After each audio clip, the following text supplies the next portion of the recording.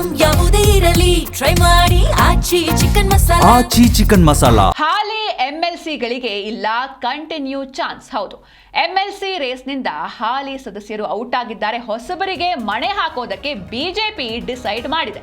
BJP core ಕಮಿಟಿಯಲ್ಲಿ ಒಂದು ಮಹತ್ವದ ನಿರ್ಧಾರವನ್ನು ಕೈಗೊಳ್ಳಲಾಗಿದೆ.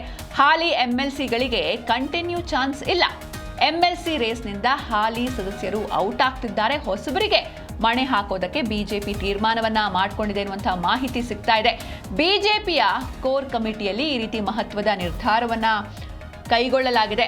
ಓರ್ವ ಮಹಿಳೆಗೆ ಅವಕಾಶ ನೀಡಬೇಕು ಅಂತ ಡಿಸೈಡ್ ಮಾಡಿದ್ದಾರೆ ಎನ್ನುವಂತಹ ಮಾಹಿತಿ ಕೂಡ ಸಿಗ್ತಾ ಇದೆ. ಇದರ ಜೊತೆಗೆ ಎಸ್ಟಿ, ಎಸ್ಸಿ ಹಾಗೂ ಹಿಂದುಳಿದ ವರ್ಗಕ್ಕೂ ಕೂಡ ಅವಕಾಶವನ್ನ ನೀಡುವುದಕ್ಕೆ ಹೊರಟಿದೆ ಬಿಜೆಪಿ. ಪರಿಷತ್ಗೆ ಹೊಸ ಮುಖಗಳ ಹುಡುಕಾಟದಲ್ಲಿದೆ ಬಿಜೆಪಿ ಪಕ್ಷ. ಯಾರೆಲ್ಲ ಇದ್ರು ಆಲ್ರೆಡಿ ಎಂಎಲ್ಸಿಗಳಾಗಿ, ಅವರಿಗೆ ಕಂಟಿನ್ಯೂ ಚಾನ್ಸ್ ಇಲ್ಲ, ಅವರೇ ಮುಂದುವರಿತಾರೆ ಅಂತ ಅನ್ಕೊಂಡ್ರೆ ಅದು ತಪ್ಪು. ಅವರನ್ನ ಬಿಟ್ಟು ರೀಪ್ಲೇಸ್ ಮಾಡೋದಕ್ಕೆ ಬಿಜೆಪಿ ತೀರ್ಮಾನವನ್ನ ತೆಗೆದುಕೊಂಡಿದೆ. ಅಂದ್ರೆ ಯಾರೆಲ್ಲ ರೀಪ್ಲೇಸ್ ಆಗ್ತಾರೆ, ಯಾರೆಲ್ಲ ಹೊರಗಡೆ ನಡೀತಾರೆ, ಯಾರಿಗೆಲ್ಲ ಗೇಟ್ ಪಾಸ್ ಸಿಗುತ್ತೆ, ಹಾಗೆ ಅವರ ಪ್ಲೇಸ್ನ ಯಾರೆಲ್ಲ ಫಿಲ್ ಮಾಡ್ತಾರೆ, ಯಾರೆಲ್ಲ ಇನ್ ಆಗ್ತಾರೆ, ಎಲ್ಲವೂ ಕೂಡ ಕಾದು ನೋಡಬೇಕಿದೆ. ಎಂಎಲ್ಸಿ ರೇಸ್ನಿಂದ ಒಂದಷ್ಟು ಹಾಲಿ ಸದಸ್ಯರು ಔಟ್ ಆಗಲಿದ್ದಾರೆ. ಹೊಸಬರಿಗೆ ಮಣೆ ಹಾಕೋದಕ್ಕೆ ಬಿಜೆಪಿ ಒಂದು ಮಹತ್ವದ ತೀರ್ಮಾನವನ್ನ ಮಾಡಿದೆ.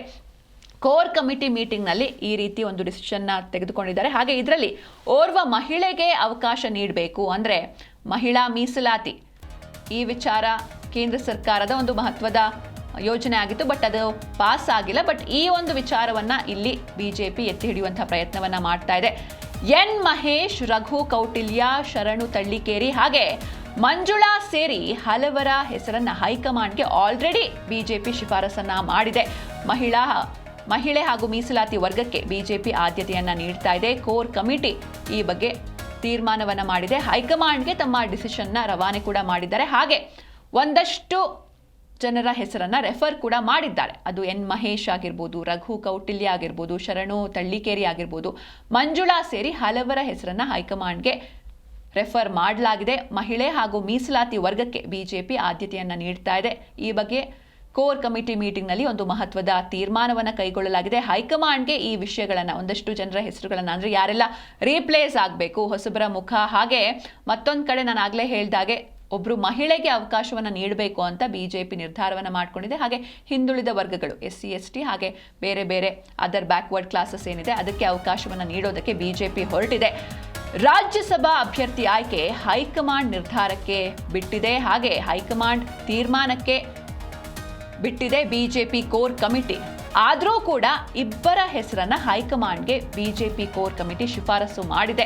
ಅದರಲ್ಲಿ ಯಾರ್ಯಾರ ಹೆಸರು ಅಂತ ನೋಡ್ತಾ ಹೋಗೋದಾದ್ರೆ, ಮೊದಲನೇದಾಗಿ ಡಿ.ವಿ. ಸದಾನಂದ ಗೌಡರ ಹೆಸರನ್ನ ರೆಫರ್ ಮಾಡಿದೆ. ಹಾಗೆ ನಿರ್ಮಲ್ ಕುಮಾರ್ ಸುರಾನ ಇವರ ಹೆಸರನ್ನು ಕೂಡ ಶಿಫಾರಸು ಮಾಡಲಾಗಿದೆ.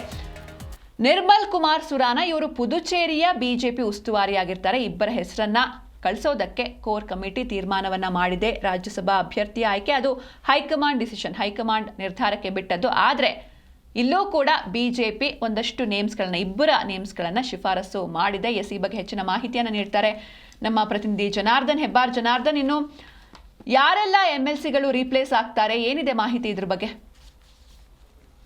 ನಿನ್ನೆ ಬಿಜೆಪಿ ಕೋರ್ ಕಮಿಟಿ ಸಭೆ ನಡೆದಿದೆ. ಸಭೆಯಲ್ಲಿ ಬಹಳಷ್ಟು ವಿಚಾರಗಳು ಚರ್ಚೆ ಆಗಿದ್ದಾವೆ. ಅದರಲ್ಲಿ ಎಂಎಲ್ಸಿ ವಿಚಾರನೂ ಕೂಡ ಚರ್ಚೆ ಆಗಿದೆ. ಯಾಕಂದ್ರೆ ಇನ್ನು ಒಂದು ತಿಂಗಳಲ್ಲಿ ಎಂಎಲ್ಸಿ ಸ್ಥಾನಗಳು ಖಾಲಿ ಆಗ್ತವೆ. ಅದರಲ್ಲಿ 2 ಸ್ಥಾನ ಬಿಜೆಪಿಗೆ ಸಿಗತ್ತೆ. ಹಾಗಾಗಿ ಅಲ್ಲಿ ಯಾರಿಗೆ ಅವಕಾಶ ಕೊಡಬೇಕು ಅನ್ನೋದ್ರ ಕುರಿತಾಗಿ ಸಾಕಷ್ಟು ಚರ್ಚೆಗಳಿದ್ದು, ಸಾಕಷ್ಟು ಜನ ಆಕಾಂಕ್ಷಿಗಳು ಕೂಡ ಇದ್ದಾರೆ. ಆದ್ರೆ ಅಲ್ಲಿ 2 ಸ್ಥಾನ ಇರೋದ್ರಿಂದ ಯಾರಿಗೆ ಕೊಡಬೇಕು ಬಿಡಬೇಕು ಅನ್ನೋದ್ರ ಕುರಿತಾಗಿ ಚರ್ಚೆ ಆಗಿದೆ. ಎಸ್ಸಿ, ಎಸ್ಟಿಗಳಿಗೆ ಮತ್ತು ಹಿಂದುಳಿದ ವರ್ಗದವರಿಗೆ ಆದ್ಯತೆಯನ್ನು ನೀಡಬೇಕು, ಮತ್ತೆ ಮಹಿಳೆಯರೊಳಗೆ ಅವಕಾಶನ ಮಾಡ್ಕೊಡ್ಬೇಕು. 2 ಸ್ಥಾನದಲ್ಲಿ ಒಂದು ಮಹಿಳೆ, ಇನ್ನೊಂದು ಪುರುಷರಿಗೆ ಅವಕಾಶ ಮಾಡ್ಕೊಡ್ಬೇಕು. ಆ ಪುರುಷರಲ್ಲಿ ಎಸ್ಸಿ, ಎಸ್ಟಿಗಳಿಗೆ ಅವಕಾಶ ಆಗಬೇಕು ಸಾಧ್ಯ ಆದಷ್ಟು ಅನ್ನೋದ್ರ ಬಗ್ಗೆ ಚರ್ಚೆಯನ್ನ ಮಾಡಿದ್ದಾರೆ. ಈ ನೆಲೆಯಲ್ಲಿ ಚರ್ಚೆ ಆದಾಗ ಯಾರನ್ನೆಲ್ಲ ಆಯ್ಕೆ ಮಾಡಬಹುದು, ಪಕ್ಷಕ್ಕೆ ಯಾರೆಲ್ಲ ಹಲವು ವರ್ಷಗಳಿಂದ ಸೇವೆ ಸಲ್ಲಿಸ್ತಾ ಇದ್ದಾರೆ, ಪಕ್ಷಕ್ಕೆ ಕೊಡ್ತಾ ಇದ್ದಾರೆ, ಅಂತವ್ರಿಗೆ ಅವಕಾಶನ ಕೊಟ್ಟರೆ ಪಕ್ಷಕ್ಕೆ ಮುಂದೆ ಅನುಕೂಲ ಆಗುತ್ತೆ ಅನ್ನೋದ್ರ ಬಗ್ಗೆ ಚರ್ಚೆ ಆಗಿದೆ. ಎನ್ ಮಹೇಶ್ ಇವರು BSP ಇದ್ರು, ಅಲ್ಲಿಂದ ಬಿಜೆಪಿಗೆ ಬಂದ್ರು, ಸಚಿವರು ಕೂಡ ಆಗಿದ್ರು. ಈಗ ಬಿಜೆಪಿಯಲ್ಲಿ ಸಂಪೂರ್ಣವಾಗಿ ತೊಡಗಿಸ್ಕೊಂಡಿದ್ದಾರೆ. ಇವರಿಗೆ ಒಂದು ಅವಕಾಶನ ಮಾಡಿಕೊಡ್ಬೇಕು ಅನ್ನೋಂತ ಕುರಿತಾಗಿ ಚರ್ಚೆಯನ್ನ ಮಾಡಲಾಗಿದೆ.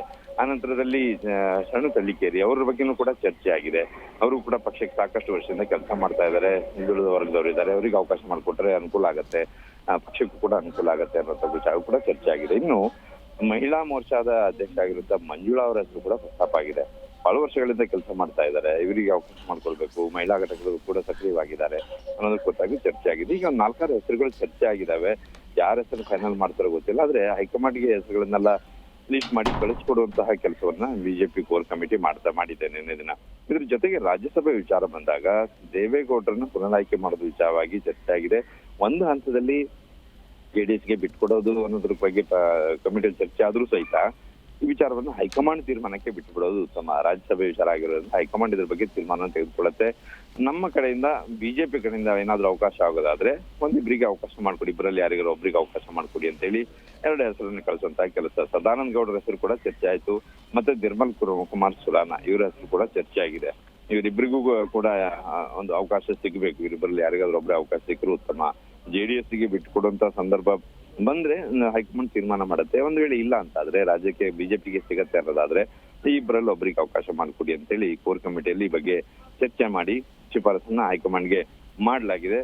ಅದು ಸದ್ಯದಲ್ಲೇ ಅದು ಹೈಕಮಾಂಡ್ ತೀರ್ಮಾನವನ್ನು ಮಾಡಿ ಪ್ರಕಟಿಸುತ್ತೆ. ಇನ್ನು MLC ಸ್ಥಾನದ್ದು ಕೂಡ ಅಷ್ಟೇ, ಅದನ್ನ ಇವ್ರು ಇಲ್ಲಿ ಫೈನಲ್ ಮಾಡಿ ಕಳಿಸಿದ ಲಿಸ್ಟ್ ಮಾಡಿ ಕಳಿಸಿದ್ರು ಸಹಿತ ಯಾರೆಲ್ಲ ಆಕಾಂಕ್ಷಿಗಳಿದ್ದಾರೆ, ಯಾರಿಗೆಲ್ಲ ಕೊಡಬಹುದು ಅನ್ನೋ ವಿಚಾರವನ್ನು ಚರ್ಚೆ ಮಾಡಿದ್ರು ಸಹಿತ ಅದನ್ನು ಕೂಡ ಹೈಕಮಾಂಡೇ ತೀರ್ಮಾನ ಮಾಡುತ್ತವೆ. ಎಷ್ಟೋ ಸಾರಿ ಇಲ್ಲಿಂದ ಕಳಿಸಿರುವಂತ ಹೆಸರನ್ನ ಯಾವ್ದನ್ನು ಕೂಡ ಪರಿಗಣಿಸದೆ ಬೇರೆ ಹೆಸರನ್ನ ಅವರು ಸೂಚಿಗೆ ರೆಕಮೆಂಡ್ ಮಾಡಿ ಕಳಿಸಿರುವಂತ ಉದಾಹರಣೆಗಳು ಕೂಡ ಇದಾವೆ, ಫೈನಲ್ ಮಾಡಿ ಕಳಿಸಿರುವಂತ ಉದಾಹರಣೆ. ಆದ್ರೆ ಈ ಬಾರಿ ಕೂಡ ಅದೇ ರೀತಿ ಆಗತ್ತಾ ಅಥವಾ ರಾಜ್ಯ ಬಿಜೆಪಿ ಕೋರ್ ಕಮಿಟಿಯಲ್ಲಿ ಚರ್ಚೆ ಆದಂತ ಹೆಸರುಗಳಿಗೆ ಅವಕಾಶ ನೀಡತ್ತಾ ಅನ್ನೋದು ಈಗಿರುವಂತ ಕುತೂಹಲ.